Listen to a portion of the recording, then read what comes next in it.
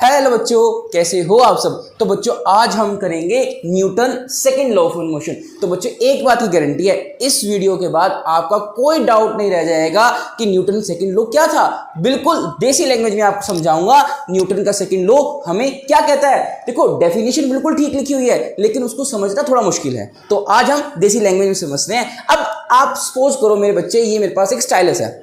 अगर मुझे इसको वेलोसिटी देनी है, अगर मुझे इसकी वेलोसिटी को 10 से 20 लेकर जाना है, या 20 से 40 लेकर जाना है, या फिर 40 से 80 लेकर जाना है, मुझे 80 मीटर पर सेकंड की स्पीड पर लेकर जाना है, तो मुझे क्या करना पड़ेगा? फूंक मारूंगा या मैं धक्का लगाऊंगा? बेसिकली मैं क्या करूंगा? फोर्स लगाऊंगा। बिना फोर्स के ये चीज पॉसिबल है ही नहीं। तो मुझे अगर किसी की वेलोसिटी को बदलना है तो मुझे क्या लगाना पड़ेगा? फोर्स लगाना पड़ेगा। चाहे अगर ये 80 की स्पीड है, 80 से मुझे 10 पर लेकर जाना है वापस, तब भी मुझे क्या लगाना पड़ेगा? फोर्स लगाना पड़ेगा। मतलब मेरे बच्चे, अगर मुझे इसकी स्पीड को बढ़ाना है या फिर घटाना है तो मुझे क्या लगाना पड़ेगा? फोर्स लगाना पड़ेगा। अच्छा अब एक बात बताओ, अगर इसकी वेलोसिटी बढ़ रही है, अगर वेलोसिटी बढ़ रही है, और आपको पता है मोमेंटम क्या होता है? मोमेंटम होता है मास इनटू वेलोसिटी। अगर वेलोसिटी बढ़ रही है तो गारंटी है मोमेंटम भी बढ़ रहा होगा। ठीक है, अब वेलोसिटी बढ़ रही है, मास तो चेंज होने से था। ठीक है, स्टाइलस का मास स्पीड में जाने से थोड़ी चेंज हो जाएगा। इसकी वेलोसिटी बढ़ रही है तो मोमेंटम भी बढ़ रहा होगा। तो मतलब मोमेंटम बढ़ाने के लिए भी क्या चाहिए? फोर्स चाहिए। अब आप इससे एग्री कर गए हो, क्योंकि मैंने आपको प्रैक्टिकली बता दिया है। अगर इसकी वेलोसिटी बढ़ रही है, इसका मोमेंटम भी बढ़ रहा है, और मोमेंटम बढ़ रहा है तो भैया फोर्स की वजह से बढ़ रहा है। ठीक है, अगर मैं इसमें धक्का लगा रहा हूं तभी इसकी वेलोसिटी बढ़ रही है, इसका मोमेंटम भी बढ़ रहा है। तो मतलब जब तक मैं फोर्स नहीं लगाऊंगा तब तक इसका मोमेंटम नहीं बढ़ेगा। आप भी अब इस बात से एग्री कर गए हो। अच्छा, अगर मुझे इसका मोमेंटम 10 से एकदम 80 पे लेके जाना है, अगर मुझे इसकी वेलोसिटी को बड़ी स्पीड से बढ़ाना है, तो मुझे ज्यादा फोर्स लगानी पड़ेगी, कम फोर्स लगानी पड़ेगी? सोचो एक बार, अगर मैं 10 से 20 लेके जाऊं पहले, फिर 20 से 25 लेकर जाऊं, फिर 25 से 30 लेकर जाऊं, और 30 से फिर 35 लेकर जाऊं, और एक मैं 10 से सीधा 80 लेकर चला जाऊं, तो मुझे ज्यादा फोर्स लगानी पड़ेगी या कम लगानी पड़ेगी? एक बार दोबारा सोचो, अगर मैं इसको फोर्स, इसकी जो वेलोसिटी है, ये इसका मोमेंटम है, उसको धीरे धीरे धीरे धीरे इंक्रीज करूं और एक बार एकदम से इंक्रीज करूं, तो मुझे किसके अंदर ज्यादा फोर्स लगानी पड़ेगी? ऑफ कोर्स जब मुझे स्पीड से बढ़ाना है। अब आपको पता है, अगर मैं अपनी गाड़ी को 10 से 20 पर लेके जाऊं, 20 से 30 पर लेके जाऊं, 30 से 40 पर लेके जाऊं, तो एक्टिवा या गाड़ी आराम से धीरे धीरे इंजन फोर्स लगाएगा। अगर मुझे एकदम से उसको 10 से सीधा 40 पर लेकर जाना है तो इंजन को बहुत ज्यादा फोर्स लगानी पड़ेगी। तो अब ये सब चीजें फोर्स पर डिपेंड करती हैं, उसकी वेलोसिटी कितनी जल्दी इंक्रीज होगी। मतलब अगर वेलोसिटी इंक्रीज हो रही है, आपको फिर पता है मोमेंटम, तो ये सब चीजें अल्टीमेटली फोर्स पर डिपेंड करती हैं। मतलब मेरे बच्चे देखो, मैं आपको एक बार और अच्छे से समझा देता हूं, आपका इसमें कोई डाउट नहीं रहेगा।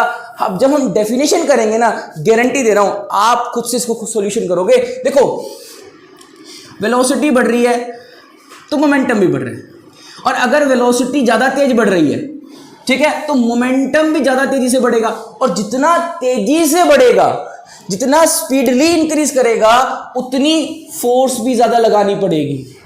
एक्चुअल के अंदर सेकंड लॉ हमें यही बताता है। अब आई बात समझ में? अब हम इसकी डेफिनेशन जब पढ़ेंगे तो हमें और क्लियर हो जाएगा। अब आपने क्या समझना है, अगर मुझे किसी की वेलोसिटी को बढ़ाना है या घटाना है तो मुझे क्या लगाना पड़ेगा? फोर्स लगाना पड़ेगा। बस सेकंड लॉ हमें सिर्फ यही बताता है। अगर मुझे किसी की मोमेंटम को, वहां पर बस वेलोसिटी की जगह मोमेंटम लिखा होता है। अब आप ये भी समझ गए हो, अगर किसी की वेलोसिटी बढ़ रही है तो उसका मोमेंटम भी बढ़ रहा होगा। तो अगर सेकंड लॉ क्या कहता है कि अगर मुझे किसी का मोमेंटम बढ़ाना है या फिर घटाना है तो मुझे फोर्स लगाना पड़ेगा। और कितना फोर्स लगाना पड़ेगा? जितनी जल्दी मुझे वो काम करना है। बस यहीं तक था मेरे भाई, और हम इतनी बड़ी डेफिनेशंस के अंदर गुम हो जाते हैं। एक बार हम हिंदी में पढ़कर देखते हैं, जो मैंने आपके लिए एक आसान सी डेफिनेशन लिखी है।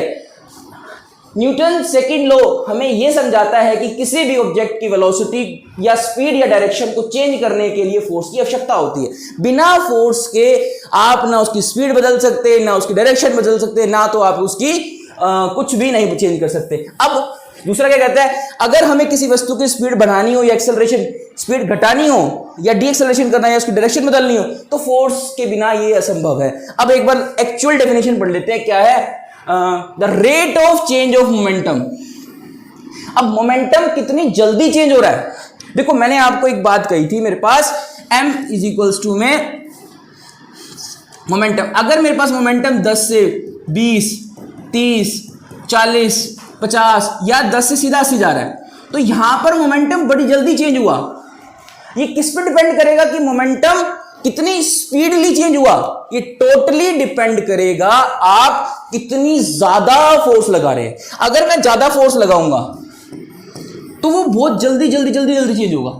अगर मैं बहुत कम फोर्स लगाऊंगा और वो बड़ा धीरे धीरे चेंज होगा। अब आप बात समझो, अगर मुझे 10 से इस पेन को सीधा 80 पर लेकर जाना है तो मुझे बहुत ज्यादा फोर्स लगानी पड़ेगी। अगर मुझे 10 से 20 पर लेकर जाना है, 20 से 30 पर लेकर जाना है, 30 से फिर 40 पर लेकर जाना है तो मुझे बहुत कम फोर्स लगानी पड़ेगी। बस यही वो कह रहा है, the rate of change of momentum, जितनी जल्दी हमारा मोमेंटम चेंज हो रहा है of an body is directly proportional to the unbalance force, जो उस पर अनबैलेंस फोर्स लग रही है। अगर बैलेंस फोर्स लग रही है तो फिर तो जीरो फोर्स होगी ना एक्चुअली में, acting on and take the direction, और वो उसी डायरेक्शन में मूव करना चाहिए। ये नहीं है कि भैया मैं गाड़ी को तो आगे की तरफ धक्का दे रहा हूं लेकिन गाड़ी पीछे की तरफ जा रही है, तो वो मेरी फोर्स नहीं है, वो गाड़ी के अंदर की कोई फोर्स है जिसकी वजह से वो मूव कर रही है। अच्छा एक चीज और मेरे से सुन लो बस, अगर मेरी गाड़ी, अब आप फ्रिक्शन फोर्स को तो जानते हो, अब आपने देखा था रेट ऑफ चेंज, अगर मेरी गाड़ी 100 की स्पीड पे चल रही है, ठीक है, और इसका वजन है 1000 किलो मेरी गाड़ी का, और टोटल कितना हो गया मेरे भाई, 1 2 3 और ये होगी 5 जीरो, मतलब 1 लाख मेरे पास क्या हो गया, मोमेंटम हो गया, 1 लाख मोमेंटम हो गया। अगर मुझे इसको रोकना है तो मुझे फ्रिक्शन फोर्स ज्यादा चाहिए होगा या कम चाहिए होगा? अगर मुझे इसको जल्दी रोकना है तो मुझे फ्रिक्शन फोर्स बहुत ज्यादा चाहिए होगा। तो बस फ्रिक्शन फोर्स भी अभी आपको है ना, अगर मुझे इसकी वेलोसिटी को सीधा 10 पर लेकर आना है, ठीक है, अगर मुझे बड़ी जल्दी रोकना है तो मुझे बहुत ज्यादा फ्रिक्शन लगाना पड़ेगा। तो ये डिपेंड करता है, अगर इसकी स्पीड 10 पे आ जाएगी तो इसका मोमेंटम भी कितना हो जाएगा मेरे बच्चे, इसका मोमेंटम भी हो जाएगा सिर्फ से सिर्फ 10,000। अब समझो मेरी बात को, मोमेंटम कितनी जल्दी चेंज हो रहा है उसका, वो टोटली डिपेंड करता है फ्रिक्शन के ऊपर। अगर कम फ्रिक्शन होगा तो धीरे धीरे चेंज होगा, ज्यादा फ्रिक्शन है तो वो एकदम चेंज हो रहा है। यही हमें सेकंड लॉ बताता है। फ्रिक्शन भी एक टाइप की फोर्स ही तो है, तो इसको हम ऐसे भी समझ सकते हैं। तो हमें जो डेफिनेशंस में सिखाया जाता है वो गलत नहीं है, बट उसको हम ऐसे समझ सकते हैं। आपको मैं एक बात बताता हूं, जो एलोन मस्क, आपको पता है वो 1.2 या 1.1 ट्रिलियन यूरो उसके पास नेटवर्थ हो चुकी है, वर्ल्ड का फर्स्ट ट्रिलियनियर है मेरे बच्चे। लेकिन वो बना कैसे? उसने भी मेरे बच्चे जो अपना स्पेसएक्स से जो रिवेन्यू आया वो रॉकेट से आया, रॉकेट साइंस से आया। तो रॉकेट साइंस आज भी न्यूटन्स के लॉज को फॉलो करती है। आप चाहे गूगल करके चेक कर लेना, चैट जीपीटी कहीं से भी पूछ लेना। अगर आज भी हमें कुछ चेक करना होता है, किसी की वेलोसिटी चेक करनी है, तो आज भी हम न्यूटन्स के लॉज लगाते हैं। ये आज तक एक्यूरेट है, सिर्फ क्वांटम फिजिक्स के अंदर नहीं चलते। तो मैं एक बार आपको डेरिवेशन और करके दिखा देता हूँ। अब आपको बताया था rate of change, F is directly proportional to the rate of change of momentum. तो भैया चेंज ऑफ मोमेंटम का मतलब क्या होता है? P final minus P initial divided by में टाइम। अब यहां पर टाइम कहां से आया?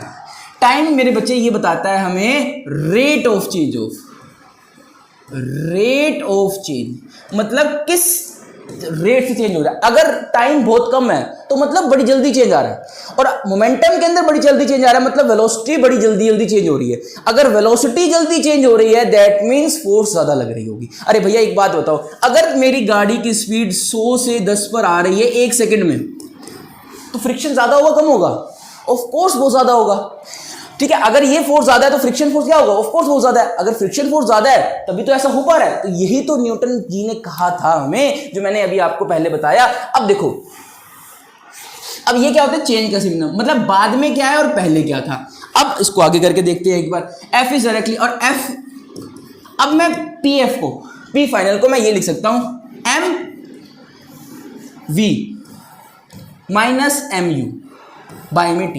अब आपको एक बात पता है, मैं फाइनल वेलोसिटी को v से बताता हूं और इनिशियल वेलोसिटी को u से बताता हूं, ठीक है। तो इसीलिए मैंने यहां पर v रखा और यहां पर u रखा।